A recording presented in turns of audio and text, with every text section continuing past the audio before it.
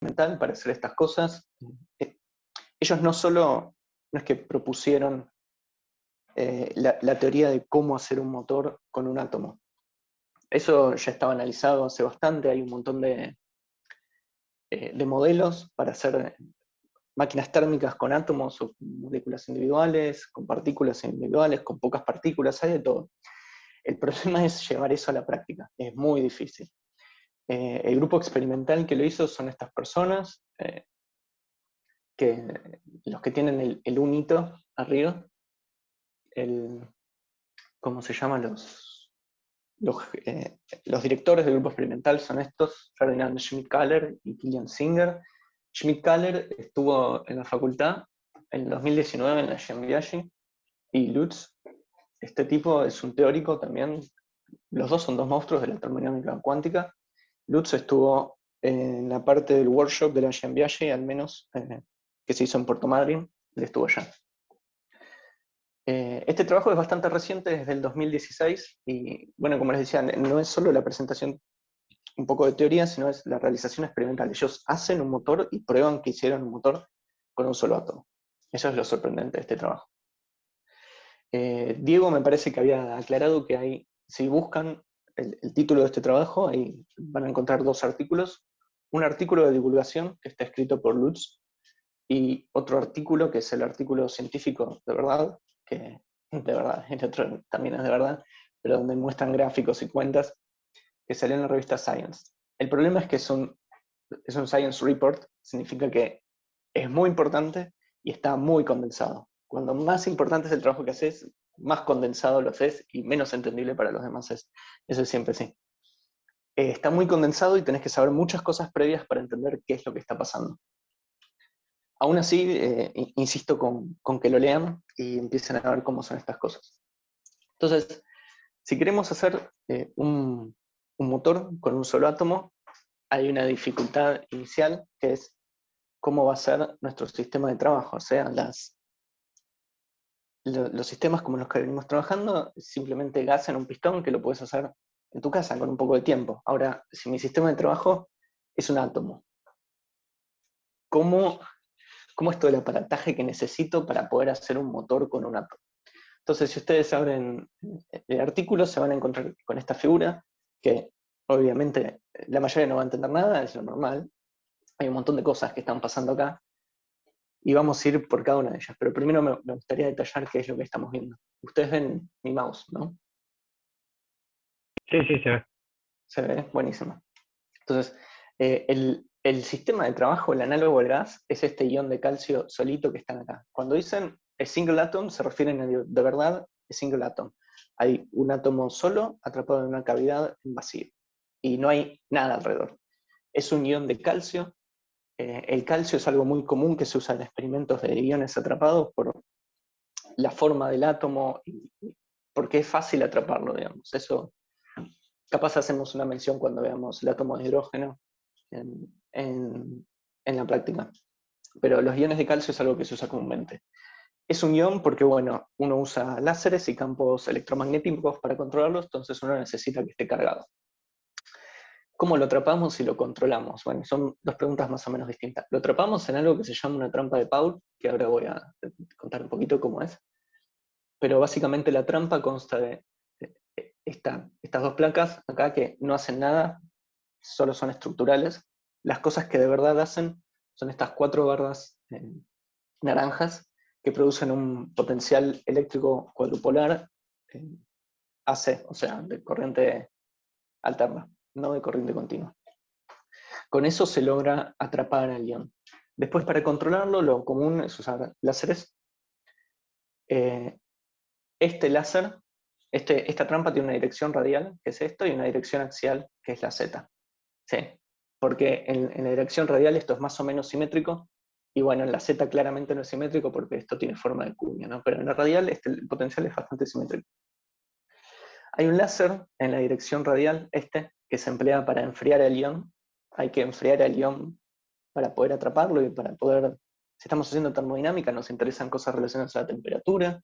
Entonces, para poder calentar o enfriar, uno necesita láseres para enfriar.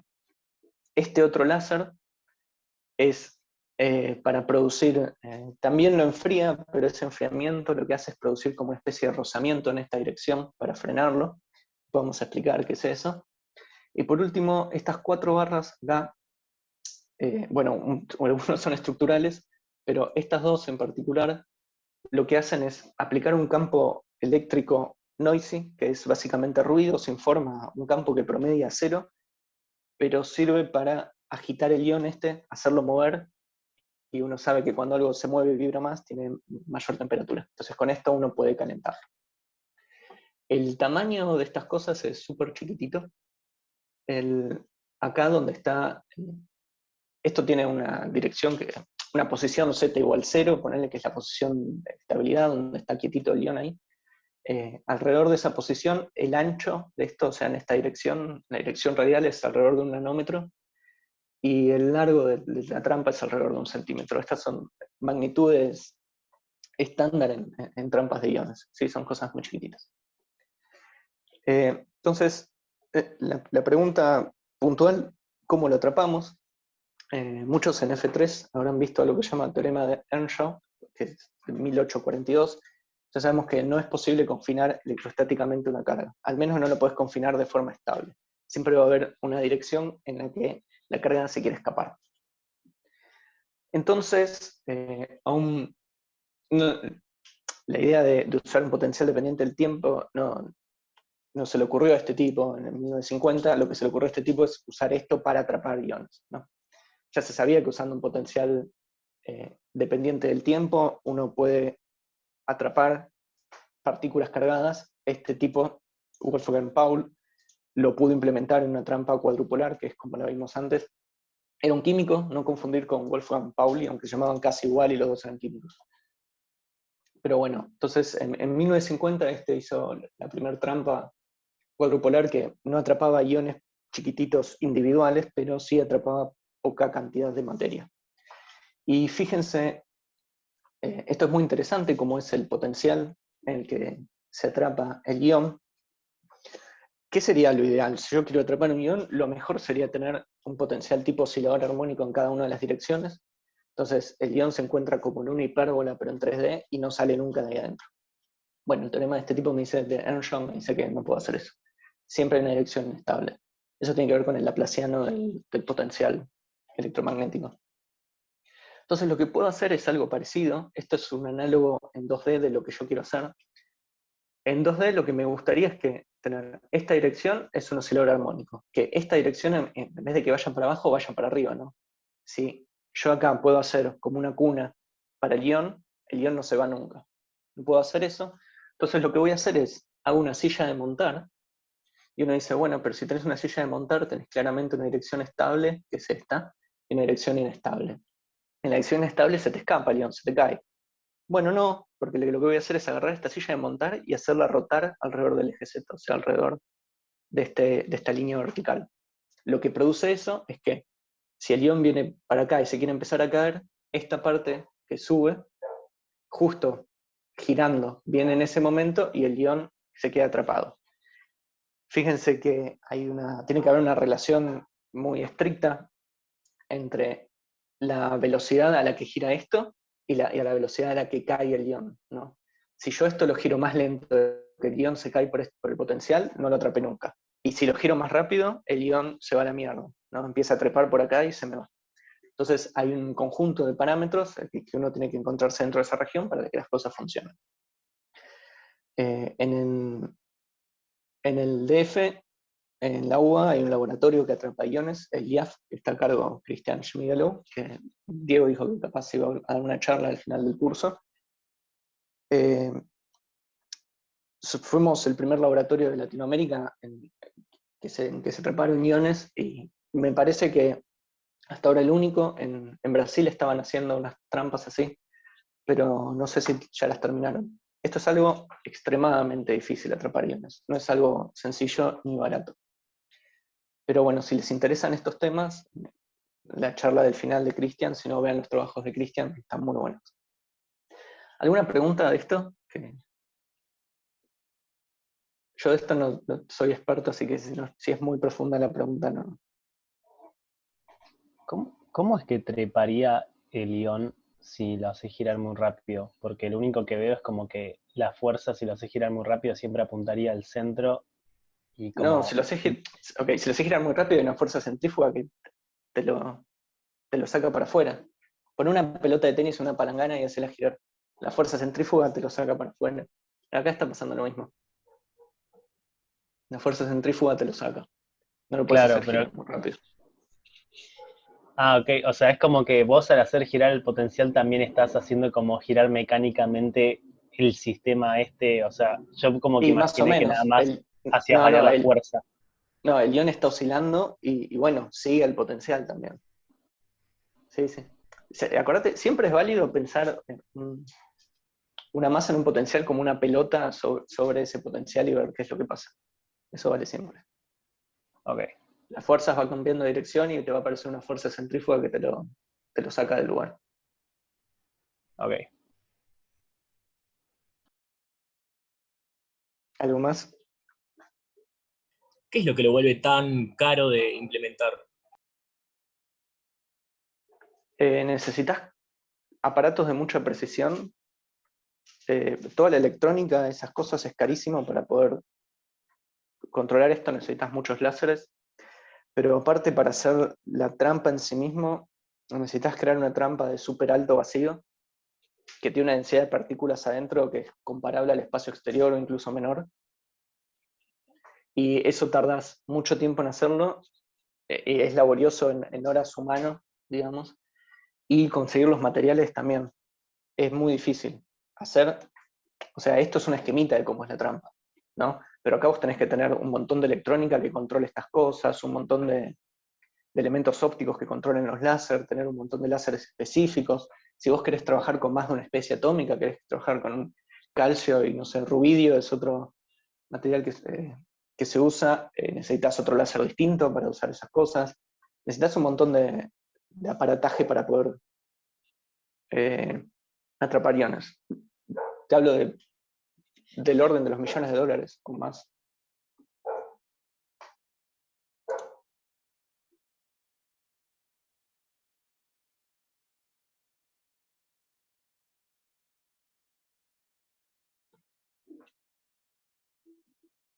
¿Algo más?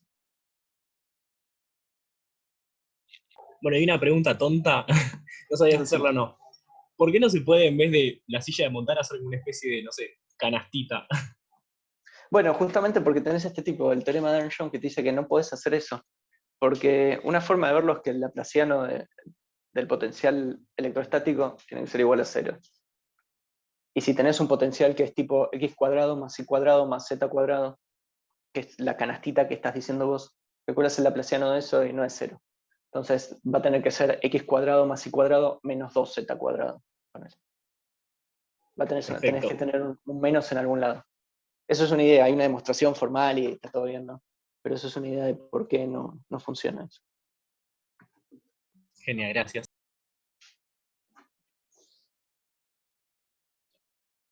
Bueno, entonces ya tenemos una idea de cómo atrapamos al león. Entonces, justamente hoy Diego y Darío nombraron el ciclo de Stirling. Lo que van a hacer estos tipos en el trabajo es hacer algo análogo al ciclo de Stirling. ¿Análogo qué quiere decir? Y bueno, porque para empezar, el ciclo de Stirling es completamente idealizado. Esto es un gas en un pistón, no es un átomo en una trampa. Y aparte el ciclo de Stirling lleva unas cosas que se llaman regeneradores para que esto sea, para que tenga una alta eficiencia. El ciclo de Stirling ideal lleva estos regeneradores, y bueno, acá no. Pero la idea básica del proceso es la misma, es decir, queremos hacer con el ion algo que sea una expansión isotérmica, un enfriamiento isocórico, una compresión isotérmica y un calentamiento isocórico. Si se logra hacer algo similar a eso, análogo, tenemos que el bicho este está produciendo un trabajo positivo, ¿no? Y podemos extraer trabajo del ion. Entonces, necesitamos varias cosas. Primero, vamos a ver cómo se enfría el ion, que es algo nada trivial. calentarlo, por ejemplo, este proceso, calentarlo es una estupidez, porque vos pones, como dije antes, un campo electromagnético ruidoso, que sea algún tipo de ruido que promedia cero, y lo que estás haciendo es agitar al ion para todos lados. Cuando lo agitas y lo mueves mucho, la temperatura aumenta, y así lo calentás. No necesitas ser muy preciso para calentar el ion, es fácil calentarlo. Ahora, enfriarlo no es nada fácil. Entonces, primero vamos a ver cómo se enfría el ion, y después vamos a ver qué sería el análogo de una expansión o una compresión en este caso. Obviamente no van a ser isotérmicas, ningún proceso ideal, ningún proceso real se puede hacer de forma isotérmica, esa es una super idealización. Pero bueno, entonces comencemos con el enfriamiento del ion. Cuando se trabaja con iones atrapados, la forma estándar de comunicarse en algún sentido con esos iones es mediante láseres. Y mediante láser, usando láseres, uno puede enfriar un ion, donde vamos a ser laxos con lo que significa enfriar. Para nosotros, de ahora en más, el ion es una pelotita sólida, donde si la enfriás, el volumen disminuye, o sea, se comprime, y si la calentás, aumenta. ¿Sí? Tengan esa idea en la cabeza. Eso va a significar enfriar y calentar para nosotros. Hay varias técnicas de enfriamiento láser. Lo que ellos usan es una técnica que se llama enfriamiento Doppler, que junto con otra que se llama sideband cooling, son las dos técnicas principales. Enfriamiento Doppler es una técnica que es relativamente sencilla, pero no puede llegar a temperaturas tan bajas. Con sideband cooling es más complicada la técnica, pero llegas a temperaturas muy bajas. ¿Qué quiero decir con temperaturas bajas? Con enfriamiento Doppler uno puede llegar al orden de los milikelvins, es decir, 10 a la menos 3 Kelvin. Está cerca del cero absoluto, pero de nuevo, cuando estás en cuántica y trabajando con iones atrapados, eso es frío, pero no es muy frío. Con sideband cooling se puede llegar incluso a los nanokelvin, ¿sí? Puede llegar a mucho menos, donde eso tiene aplicaciones muy específicas, pero es mucho más difícil. Entonces ellos usan algo que se llama enfriamiento Doppler. ¿Cómo funciona el enfriamiento Doppler? Piénsenlo como puramente mecánico. Supónganse que tienen un ion que se mueve en una sola dirección, la dirección X. ¿Sí? Vamos a hacer todo unidimensional porque es más sencillo, pero si es tridimensional, aplica lo mismo. Entonces, en general los átomos, cuando vos los bombardeás con luz, con un láser, son transparentes a todas las frecuencias, o sea, no hay casi ninguna frecuencia del láser, excepto una muy particular que le gusta, que es la frecuencia de excitación del sistema. Si el láser no tiene esa frecuencia de excitación, sigue de largo y pasa como si nada. Entonces vamos a utilizar eso junto con el efecto Doppler. ¿Se acuerdan lo que es el efecto Doppler? Capaz lo vieron en el sonido. Es lo de que se estiran o se comprimen las ondas si vas en la dirección o en contra de la dirección de movimiento. Exacto, ¿no? Exactamente. Entonces, si el universo es una sola dirección, ¿no? El ion está andando en esa dirección y yo le mando un fotón. Entonces, si el fotón va a chocar de frente con ese ion, el ion va a haber una frecuencia mayor de la que yo mandé. Ahora, si el ion y el fotón van en la misma dirección, el ion va a haber una frecuencia menor que la que yo mandé. Ese es el efecto Doppler. Entonces, ¿qué puedo hacer? Para empezar, el primer truco es el siguiente. Los iones, los átomos en general, solo se excitan a una frecuencia muy particular. Entonces yo agarro y le tiro un fotón, es decir, le apunto con un láser, que sea un poco menor a la frecuencia de excitación del ion. Entonces, si viene como para chocar conmigo, el ion va para chocar con el fotón, si yo calculé bien las velocidades y las frecuencias, cuando choquen, el ion va a ver que ese fotón que yo mandé con una frecuencia menor, por efecto Doppler va a haber una frecuencia mayor, y va a ver que es justo su frecuencia de excitación.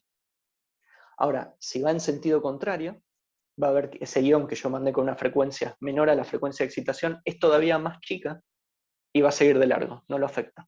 Entonces, los fotones que yo les tiro, es decir, el láser con el que ilumino el ion, le afecta si el ion se mueve en una sola dirección y no en la otra. ¿Sí? ¿Eso se entiende más o menos la idea? Sí. Bien, con un sí es suficiente. Buenísimo. Entonces, ¿qué es lo que voy a hacer? Imaginemos que se está moviendo en una sola dirección, yo le apunto con un láser, y la apunto con un láser un poco menor a la frecuencia de excitación. Imaginemos que el ion está oscilando en un punto.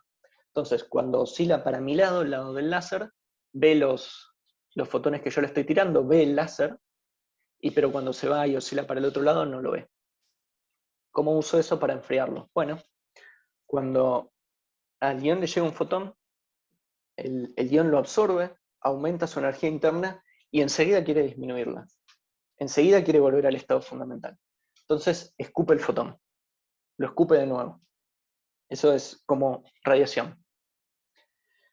¿Qué puede pasar? Lo puede escupir para dos direcciones, ¿no? Para la misma dirección en la que yo tiré el fotón o la dirección contraria. Después, piénsenlo, pero por conservación del momento, si lo tira para la dirección en la que estoy yo, el ion pierde 2 veces el momento inicial del fotón y por lo tanto su velocidad disminuye y empieza a oscilar más lento. Si lo escupe para la otra dirección, entonces la diferencia de momento neto es nula y el átomo no le pasó nada, es decir, no pierde ni gana velocidad. Eso ocurre con probabilidad 50 y 50 para los dos lados. Entonces, en promedio, lo que va a pasar es que con el tiempo, cuando yo lo bombardeo con fotones, va a ir disminuyendo su velocidad de a poquito. Y se va a ir va oscilando cada vez menos, se va a ir quedando más quieto. Es como que, no sé, ustedes están oscilando en una dirección y cuando se acercan a mí, yo les pego y lo freno. ¿Sí? Si hago repetidamente eso, la amplitud de oscilación va a disminuir y ustedes se van a quedar quietos. El efecto Doppler está haciendo eso, le está pegando patadas al ion en una sola de las direcciones del movimiento y lo está dejando quieto. ¿Sí? ¿Se entiende más o menos? Yo tengo una pregunta. Uh-huh. O sea, ¿el fotón vos lo considerás como que tiene momento? Sí, obvio, el fotón tiene momento. Ah, yo como que dijiste eso y dije, no sé, no es que la luz no tiene masa, entonces dije, no tiene Estoy de acuerdo, momento. no tiene masa, pero sí tiene momento. Pero eso es un problema para otro día. El fotón no tiene masa, Ok. tiene momento.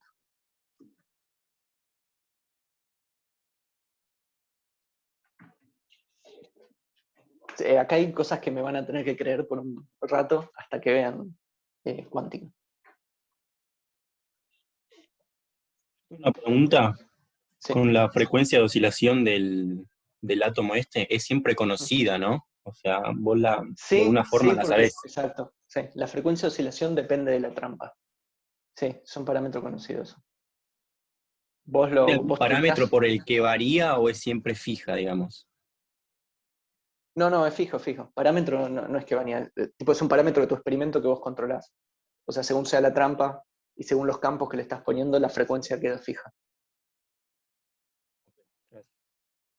Pero sí, uno la deja fija en todo momento y después, al menos, está bien, ¿se acuerdan? Yo dije que quiero enfriarlo en la dirección radial. Entonces, en esa dirección las frecuencias son fijas, las conozco, y bueno, lo puedo enfriar de esta forma. La idea es que para lograr el camino de enfriamiento isocórico, yo puedo con un láser enfriar el ion, dejarlo quietito. Ahora, ¿qué quiere decir compresión del ion? Esto ya es algo más delicado, y compresión es usado de forma muy laxa, porque no se está comprimiendo nada, digamos. Ahora, se puede ver que dentro de la trampa existe una fuerza en la dirección axial que depende de la temperatura. Y esta es la expresión. Pero no importa cómo es la expresión ni qué es cada cosa.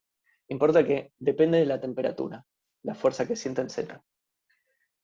Esto que ven acá es un corte como mirar la trampa desde arriba, donde estas son las barras rojas que veían antes, que son los que generan los campos cuadrupolares. En X tenemos la dirección radial, que puede ser X o Y, es indistinto. Y en Z tenemos la dirección axial, que es la que nos va a importar, donde el 0 y acá el 0 acá está puesto en el punto de equilibrio del ion, donde el ion se queda solito sin que nadie lo perturbe. Estas flechas que ven acá, es el gradiente del potencial. ¿Sí? Entonces estas cosas representan la fuerza que siente el ion en cada punto. Entonces lo que pasa es lo siguiente. ¿Ven acá que hay una distribución gaussiana? Para ustedes esta distribución gaussiana lo único que representa es yo dije que el ion es una pelotita que si la calentás se dilata y si la enfriás se achica. El ancho de esta gaussiana lo único que representa es el diámetro de esa pelotita. ¿Sí? No hay que pensarlo mucho más que eso. Entonces, lo que va a pasar es lo siguiente. Supongan que yo caliento mi ion. Yo lo caliento, como es una pelotita, el ion se dilata, este ancho, esta gaussiana, se va a ensanchar más y va a tocar estas partes azules oscuras.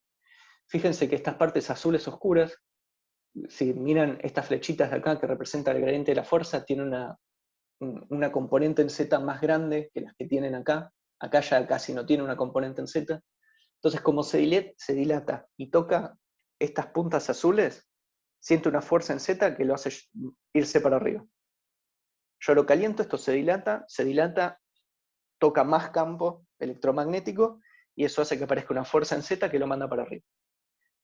De forma opuesta, si se enfría, toca menos campo magnético y aparece una fuerza restitutiva que viene para abajo. ¿Sí?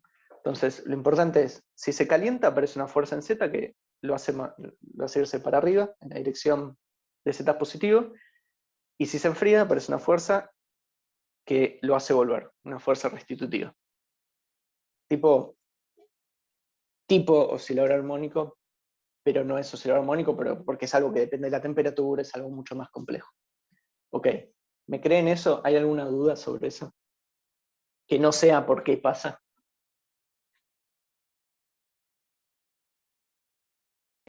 O sea, la fuerza restitutiva solo de la temperatura, no de este gradiente, las líneas de potencial que vos mostraste. Claro, las líneas de potencial lo que te muestran es la intensidad de la fuerza. ¿Sí? La fuerza depende de la temperatura porque el ancho de tu pelotita depende de la temperatura. Si tu pelotita se dilata, al aumentar la temperatura, está entrando en esta zona del potencial donde hay una fuerza más fuerte y quiere irse para arriba. Ahora, si se contrae, se queda en esta zona y vuelve para abajo porque esta es su posición de equilibrio.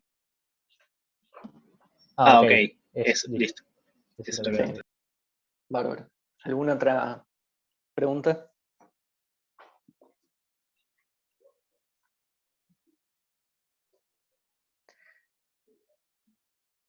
Bueno, entonces, si yo voy controlando la temperatura, es decir, voy aumentándole la temperatura en las zonas rojas y enfriándolas en las zonas azules, entonces puedo controlar la fuerza que siente el ion, ¿sí? Lo azul es la fuerza que siente el ion.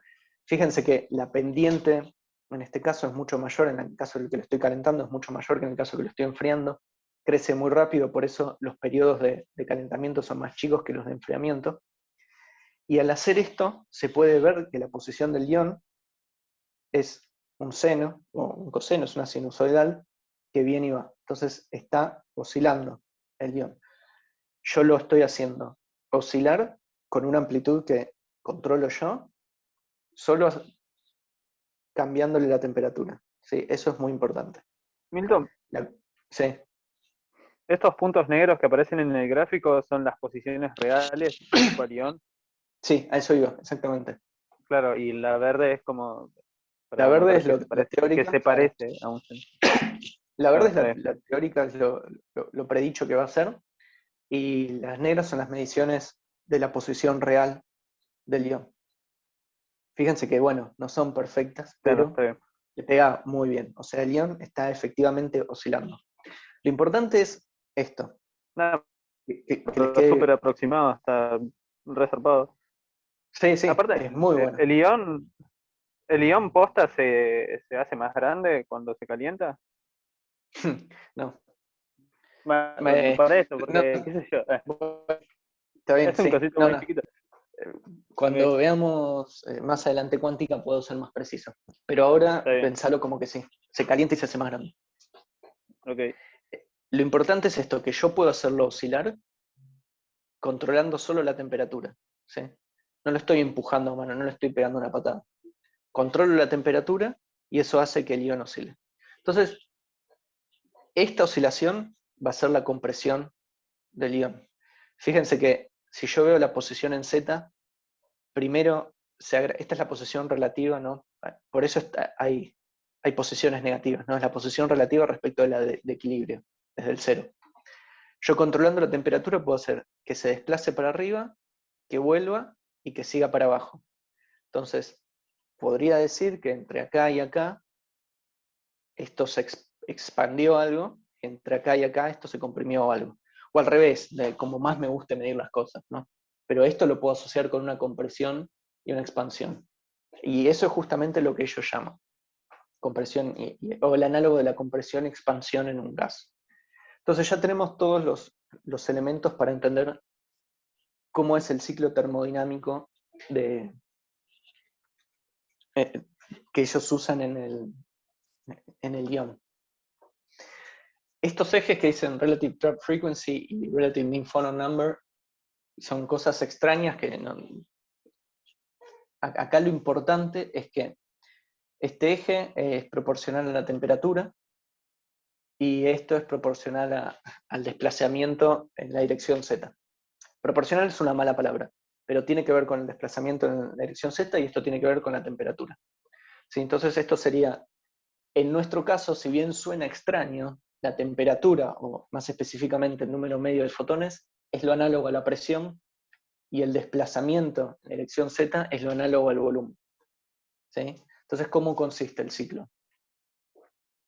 Yo empiezo, bueno, si empezamos acá, el ion se está moviendo para arriba en la trampa. ¿Por qué? Porque se empezó a calentar.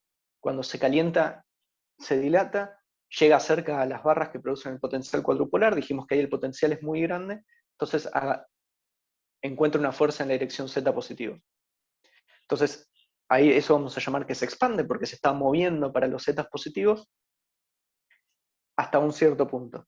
Yo ahí lo empiezo a enfriar al ion, ¿sí? Todo este proceso es un enfriamiento, donde intento de que no se mueva de su posición, o se va a mover muy poquito, obviamente, esto no es un ciclo perfecto, esto no tiene forma de nada, ¿no? Yo acá lo empiezo a enfriar, y una vez que llega a cierta temperatura, se va a empezar a mover más rápido, ¿sí? Para abajo, donde va a pasar la posición de equilibrio y va a seguir de largo para abajo. Ahora, cuando está en esa posición, ¿yo qué hago? Lo caliento de nuevo, ¿sí? Y cuando lo caliento de nuevo, después, ¿qué va a querer hacer? Va a querer irse a los zetas positivos de nuevo porque encontró esa fuerza. Entonces se expande. ¿Ok? Ese es mi ciclo termodinámico. Fíjense que cuando el ion se está expandiendo, cuando está caliente y se expande, produce trabajo, ¿sí? Igual que un gas. Ahora, cuando está frío y se comprime, toma trabajo, ¿no? Porque tomó trabajo para enfriarse y se está comprimiendo. Ahora, la diferencia entre estas cosas, es decir, el área encerrada, es el trabajo que produce. ¿Sí? Es difícil de entender. Entonces, la analogía sería de nuevo la presión, que en un sistema gaseoso es lo que me produce la compresión y la expansión. En este caso es la temperatura. La temperatura es lo que hace que el ion se mueva en la dirección Z. Y la compresión y expansión en este sistema es el desplazamiento relativo de la posición de equilibrio respecto de la posición Z, en la dirección Z. ¿Se entiende? ¿Preguntas? Perdón, estaba viendo ahí el eje X, el que se supone que tiene que ver con desplazamiento, Sí. y está como al revés, los signos negativos y positivos. Es que, sí, pero de nuevo, depende cómo midas. Como es fíjate que es el 0 y el 0 está acá. Entonces lo que está midiendo es un desplazamiento relativo. Depende de lo que vos llames abajo o arriba, te van a quedar los signos de un lado o del otro.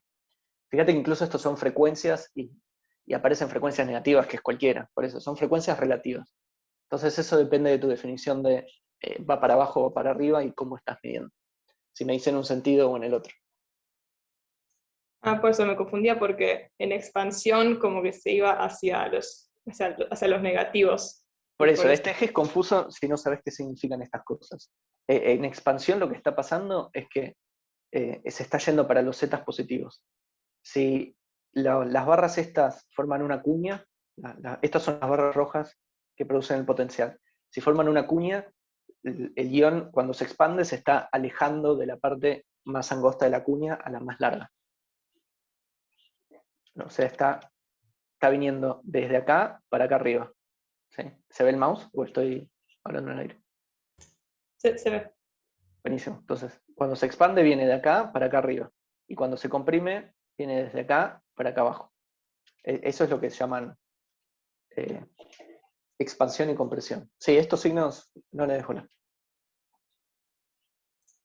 Ok, sí, se entendió. Y de nuevo, la curva sin forma esta es la aproximación teórica, lo que debería pasar, y los puntos son las mediciones. Fíjense que está muy cerca. Controlar el ion de esta forma y pegarle tan bien a este ciclo termodinámico es algo impresionante que hicieron.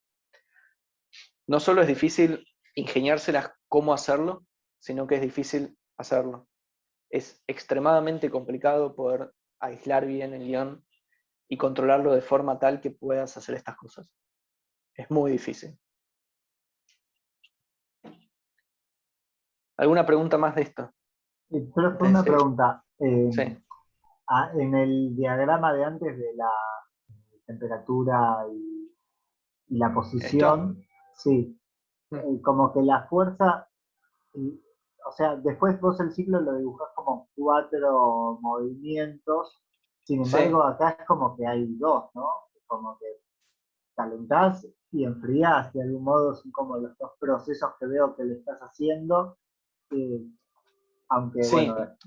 Bueno, eso tiene que ver, ok, sí, veo cuál es la pregunta. Esto tiene que ver con escalas temporales, porque si bien sí, es cierto que el ion se está expandiendo y comprimiendo, o sea, oscilando así constantemente de un lado a otro, en los picos, en estos picos, o bueno, no son los picos, en este caso serían en estas puntas que están acá, en estos momentos, uno pasa de enfriarlo a calentarlo. Acá está caliente y vos lo estás enfriando. Enfriarlo en este caso es más rápido de lo que tarda el ion en moverse. Si bien la escala temporal sería cuasi estática respecto a otras cosas, enfriarlo y que termalice y que de verdad tome la temperatura que vos querés es más rápido que lo que tarda el ion en hacer este movimiento. Fíjate que igual no tiene la formita, a ver, de un ciclo termodinámico que hace así, ¿no? Que tiene puntos. ¿Se ve lo que estoy escribiendo? No. El rojo como que se corta en un momento. Se ve una puntita, pero no veo más.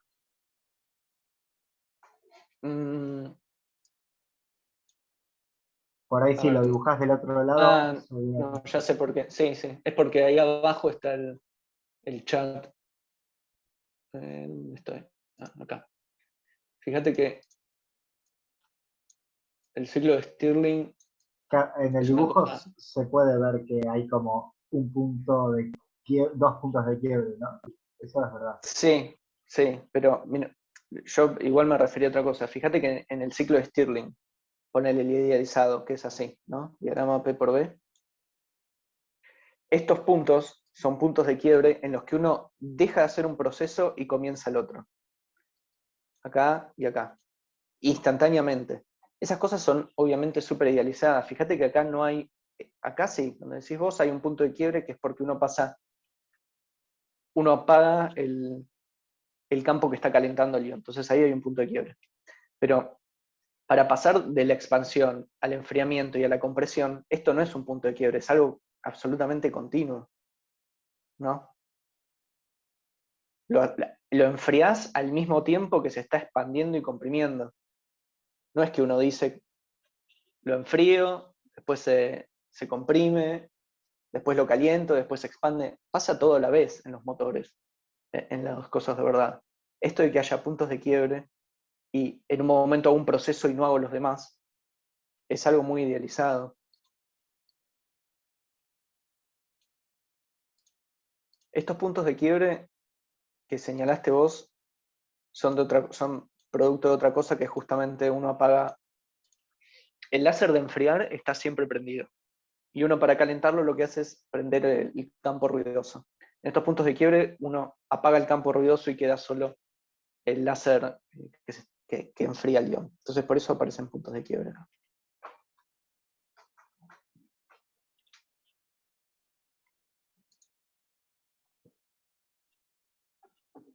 Y perdón, profe, una pregunta más, pero ¿por qué siempre que hacemos procesos necesitamos describirlo con 4 componentes así? Como que antes preguntándole a Darío del motor diésel o alguno de esos, como que había procesos que se daban en un instante y ya lo considerabas como todo una recta, digamos, como en este caso, Y ¿no? para poder hacer la cuenta, para poder entender lo fundamental del proceso. Eso te va a dar un entendimiento de qué es lo fundamental, qué es lo que está pasando. Después en la realidad va a ser una deformación de eso, pero si entendés lo fundamental, podés entender qué es lo que pasa en el medio para que ocurra la deformación que ves en la realidad. Dónde estoy perdiendo calor, dónde se me está yendo energía y por qué el motor no tiene la eficiencia que yo quiero. Bueno, para eso tenés que entender, tenés que desarmar el proceso en procesos fundamentales. Serán aproximaciones mejores o peores, pero bueno, eso te da un entendimiento mayor. Es para poder entenderlo y hacer la cuenta, que lo desarmas en procesos simples. Ah, genial, gracias. Yo tengo dos preguntas. Perdón. Pregunta. No, hacemos si querés, pero bueno. Bueno, es una boludez igual.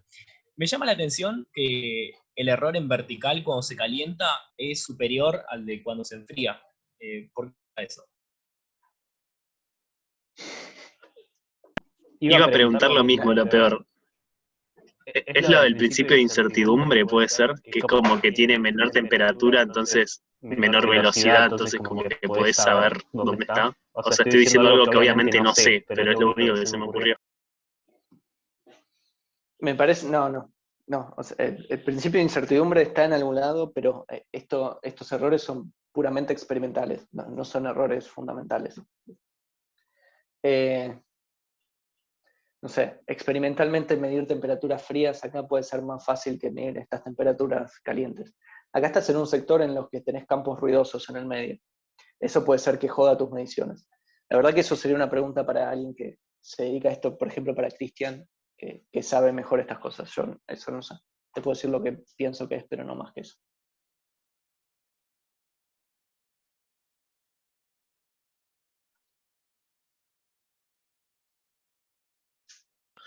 Ok, yo la última cosa que quería preguntarte es ¿de qué orden es el trabajo que se hizo?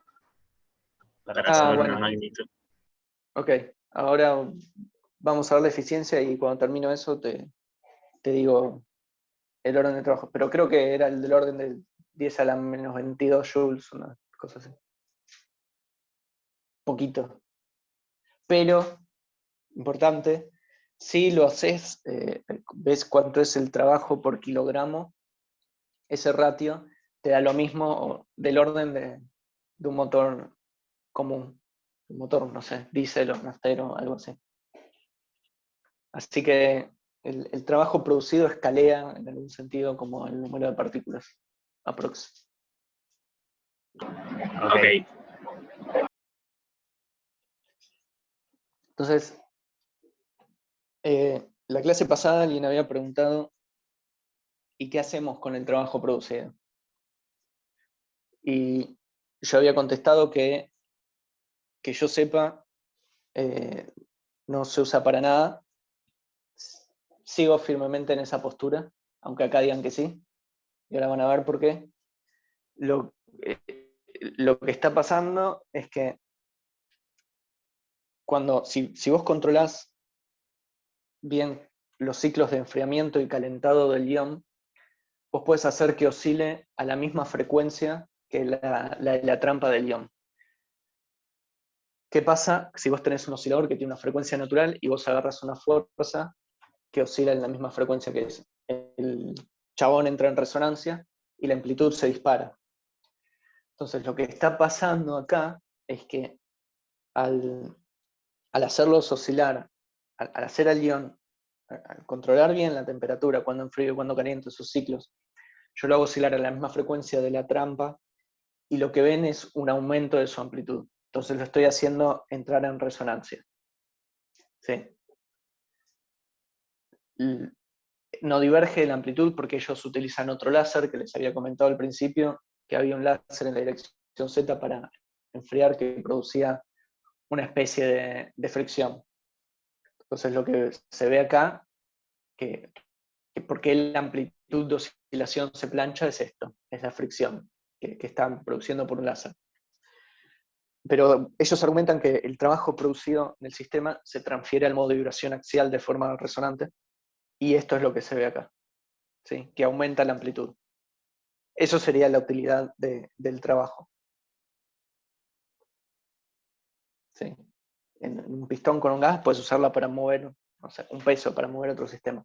Acá lo que hacen es transferir, o se transfiere solo, digamos, al modo de oscilación axial en la dirección Z, no al radial, al axial, y lo que ven es un aumento de su amplitud. ¿Sí? Como que está entrando en resonancia. Y justamente lo frenan porque si la amplitud aumenta mucho, el ion se escapa de la trampa. Entonces tienen que frenarlo con algo. Ese algo es un láser que lo enfría en la dirección Z. Entonces si lo enfrías en la dirección Z, estás calmándole la oscilación, digamos. ¿Sí? Oscila muy violentamente, vos lo enfrías con un láser y se calma, de la misma forma que lo enfriamos antes. Perdón, Y profe, por último, sí. ¿eso cómo lo transmite? ¿Con los fotones esos que mandaba, enviaba un momento por ahí? ¿O Bueno, lo que está pasando es que, está bien, esto es más cuántica, pero en verdad el ion vos lo describís como dos sistemas que interactúan entre sí. Uno es un oscilador armónico tridimensional y otro sistema es un sistema electrónico que tiene ciertos grados de libertad interna, más el potencial externo. Lo que está pasando es que el trabajo es producido en los grados de libertad internos y los grados de libertad, grados oscilatorios, que es lo que ves físicamente que se está moviendo, y eso hace que se aumente la amplitud. Pero es algo muy específico que no es fácil para nada de ver y hay que agarrar un trabajo donde detallen cómo se hacen máquinas térmicas con osciladores para ver cómo se transfiere una cosa a otra. Es una pregunta complicada y que hay que saber mucha más cuántica para entender qué es lo que pasa.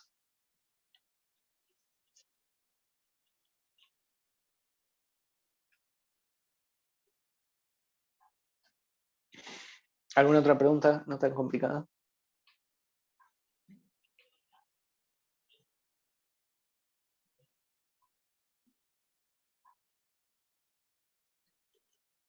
Bueno, entonces, también calculan cuál es la eficiencia que produce este motor, de la misma forma que calculamos la eficiencia nosotros en clase, ¿no? Que es el trabajo producido dividido el calor que me costó cederle. Ahora, un dato interesante que es para la eficiencia teórica máxima que puede producir esto, no usan la eficiencia de Carnot, sino usan otra eficiencia que se llama Coulson-Ahlborn. Por el siguiente motivo, la eficiencia, cuando uno calcula, si bien esto está trabajando entre dos fuentes, si querés, cuando haces el tratamiento cuántico y lo haces de forma naive, te da que la eficiencia tiene que ser igual que la de Carnot. En general, en todas las máquinas cuánticas la eficiencia está acotada por la de Carnot. Ese es un resultado importante. Pero ellos la comparan con una eficiencia distinta, que se llama Coulson-Ahlborn, por lo siguiente. Si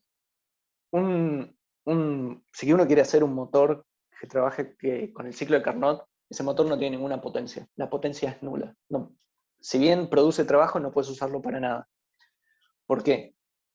Porque el tipo de ciclo que requiere Carnot tardarías infinito tiempo en hacerlo. Entonces el trabajo dividido el tiempo necesario para hacer un ciclo de Carnot es cero. El trabajo dividido el tiempo es la potencia. La eficiencia de Coulson-Ahlborn, que es esta cota, donde en vez de T mínimo sobre T máximo es la raíz cuadrada de eso, es una eficiencia que se calcula teniendo en cuenta que el ciclo produce una potencia finita, que podés hacer algo con el trabajo producido, que las máquinas reales no tardan infinito tiempo en hacer algo. Entonces, las máquinas reales, esto es una primera aproximación, uno puede calcular mejores eficiencias, pero las máquinas reales en general están acotadas por este tipo de eficiencia, de Curzon-Albon, no por la de Carnot. Fíjense que la eficiencia teórica máxima de esto igual es muy chiquitita, es 1,9%. Es súper chiquita comparada a la de un motor de gasolina que es alrededor del 40%. Y ellos alcanzan un 0,28%. Están lejos de la teórica, están casi un orden de magnitud lejos de la teórica. Pero bueno, lo que significa esto son dos cosas.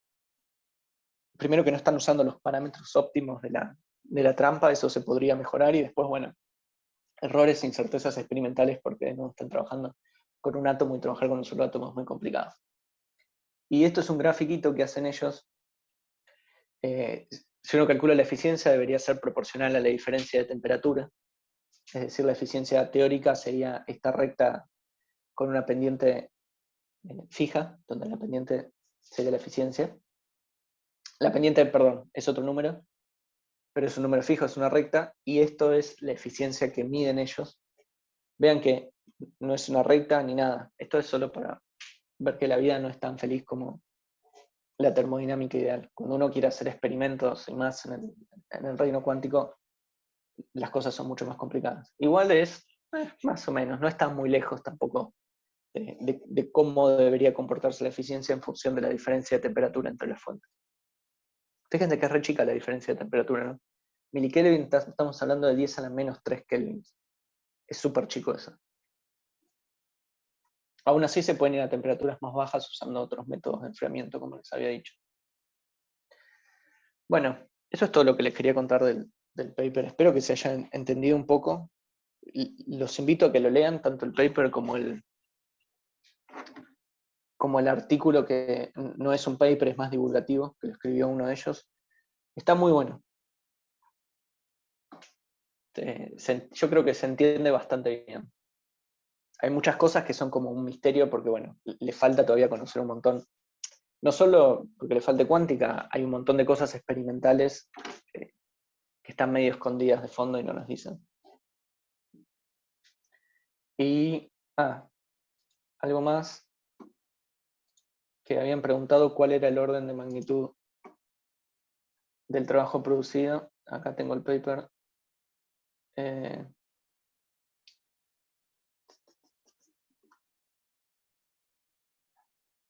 Perdón, calculan la potencia, calculan, no el trabajo. La potencia con mediciones sí es del orden de 10 a la menos 22 joules por segundo.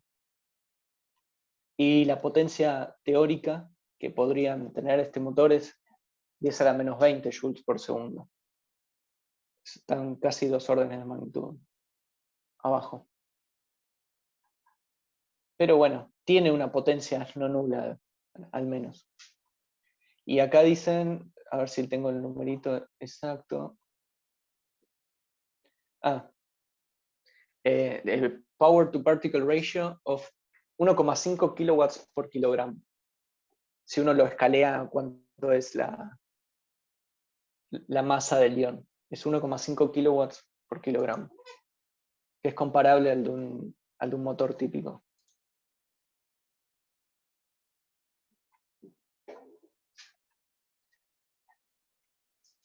Bueno, ¿hay algunas preguntas? Una pregunta más de... Creo que es de lo que te pregunté antes, lo del momento del fotón, que creo que no es de termodinámica, sino más de relatividad, creo. O sea, el momento es algo porque es como que te diverge el cociente del momento relativista, pero la masa se te va a cero, entonces eso como que tiende a algo, por eso que decís que tiene un momento. No. Entonces, ¿cómo ¿cómo es? es? Con eso. No. Momento y energía son caras distintas como de la misma cosa, son de hecho proporcionales. Como el fotón tiene energía, se le puede asignar un momento. Ok. Y ya hay algo muy sencillo de ver sin necesidad de llegar a la relatividad, que lo van a ver en una de las primeras clases de cuántica, que es el momento de de Broglie. Si querés buscarlo en Wikipedia, que es un momento que le puedes asignar a una onda y que vale exactamente lo mismo para el fotón. Así, si bien ¿cómo se llama? Los argumentos son distintos y hay que tener más cuidado cuando uno lo hace de verdad, la relación es la misma. Pero, Ok, gracias. de Broglie. Ahora lo googleo.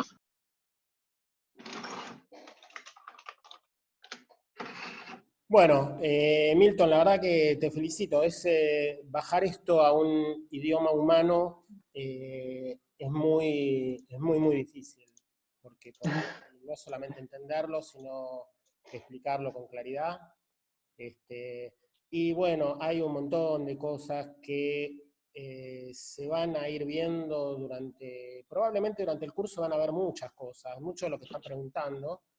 Pero bueno, hay que tener paciencia. Las cosas vamos a tratar de llegar a todo lo que podamos.